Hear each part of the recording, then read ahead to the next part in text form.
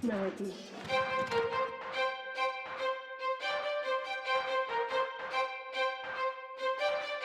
Please.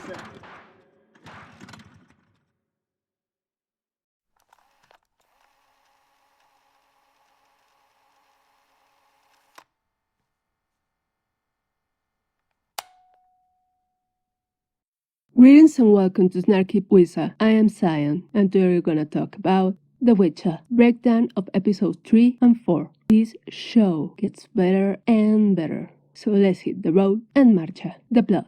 Episode 3, Betrayer Moon. A Brukolaf attack a young boy, and Geralt hears of this and travels to Temeria. He comes upon miners furious over the king's disinterest in the fact that they're being murdered by a demonic creature. Geralt offers to rid them of their trouble, but is stopped by the king's guard, and later discovers that the monster is in fact a striga, a little dirty secret of the king. In Aretusa, Yennefer and Easter's relationship is getting stronger, but the Brotherhood of Sorcerers use Easter to remove Yennefer for her assigned post in Aedirn. Tisaya is reluctant, but is forced to designate Yennefer for a dreaded Nilfgaard post. However, Yennefer has other plans.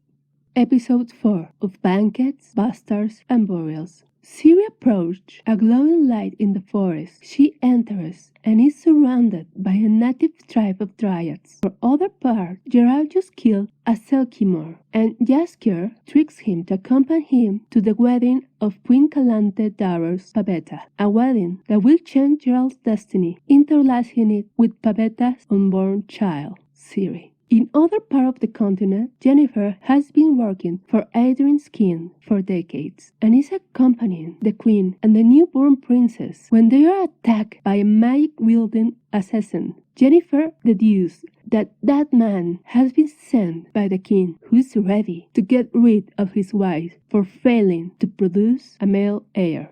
The wheel of destiny starts to spin as uncomfortable truths are revealed in these 2 episodes. Warning, spoilers ahead. The good. Henry Cavill as Geralt and his sword skills are impressive. It's just like seeing a dancer. He do it with some fluidity and grace. Is fantastic. Princess Pavetta's magic lion roar is a huge moment for the show, revealing Ciri's heritage and demonstrating what she could be capable with training. Anna acting as Yennefer is more profound as the story continues. How she was deeply disappointed with the king's decision and later with the queen, and her maternal protection toward the baby princess was touching. She's definitely Yennefer. The bad. Ciri's story in these 2 episodes is a little bit dull. She remains stuck in a plot with not much relevance. She's just there, running, doing nothing important, just running. The ugly and conclusion. Again, the budget for the monsters. Oh my god, the freaking monsters. But that is something that I will keep bitching until the finale. Sometimes I feel like I watching an old episode of Xena, the Warrior Princess, of Hercules, or Merlin, or that series of Hallmark about Dune. Anyway. Extra facts. I found a very good article about the scene when Yennefer is escorting the queen. When their carriage is suddenly attacked, knives stabs through the carriage as the 2 of them recoil in horror. And according to Chalotra Orania, it wasn't an easy scene to film, seeing things that aren't really there. She said, "We had Alex, the director, shot 1, 2, 3, 4, and we just had to look at these knives coming through the garage," she said. "That was actually really hard to get the timing right with both of us. I remember we both actually looked different ways to begin with. It was so funny. Of course, the knives were put in with CGI later. So as you can see, sometimes acting is not that easy." Now let's go with my little glossary about the Witcher creatures and other entities. The Brotherhood of Sorcerers. It is the oldest organization of mages in the Northern Kingdoms, formed In the aftermath of the North Aggression Pact established by the Novigradian Union on the 8th century, it united and had control over most of the magic users, magic academies like Aretusa or Banart, and institutions such as Rizva. It was led by the Shabta and for many centuries provided kingdoms with mages to obtain political knowledge and power. Brucolaf is a species of vampire. Their bodies do not decay, instead they swell and may even have a ruddy complexion. They are usually the son of an excommunicate or most likely the excommunicate himself. It must be killed, chopping its head and burning, then the dust must be thrown into the wind. Astruga. It is a human woman transformed into a monster by a curse. She's filled with hatred towards all living beings, devouring them without a second thought. She only comes out on a full moon to hunt, fighting with incredible speed and strength. In order to lift the curse on Astriga or Estriga, she must prevent the creature from returning to her coffin by the third crowing of the rooster. Then she will be cured, turning into an ordinary young woman.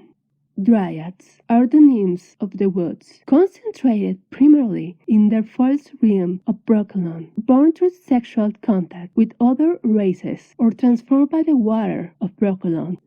Selkimo are beings capable of therianthropy or shift from one form to another. They are usually changed from seal to a human form by shedding their skin. Children born between man and a seal folk may have webbed hands.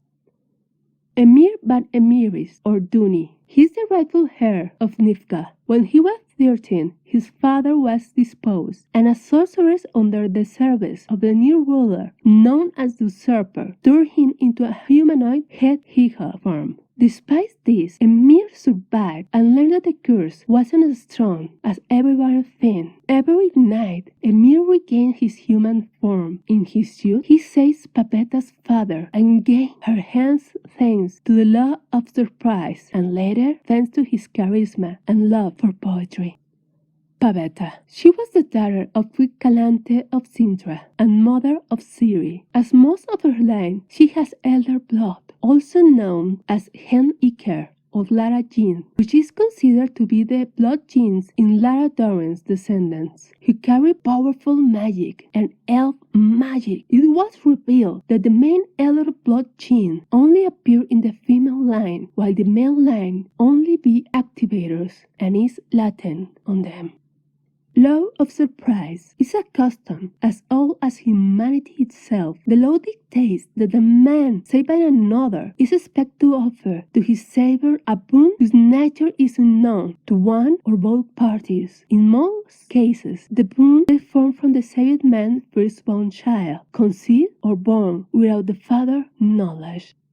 Kaer Morhen was an old kid where witchers used to be trained. Decades ago, a horde of fanatics, their hatred incited by various publications defamatory of the witcher, laid siege to Kaer Morhen. The mob would not have captured the fortress, nor later turned it into a ruin without the help of the mage. All those who were in the old sea fortress during the assault perished. You're all talking about Kaer Morhen to Queen Calandra. Now you have it. It was the place where witchers trained and were made. Well, that was my pleasant snarky take. Don't forget to subscribe and smash that like button. Join us and become Geek Paladins. Adios. Snarky.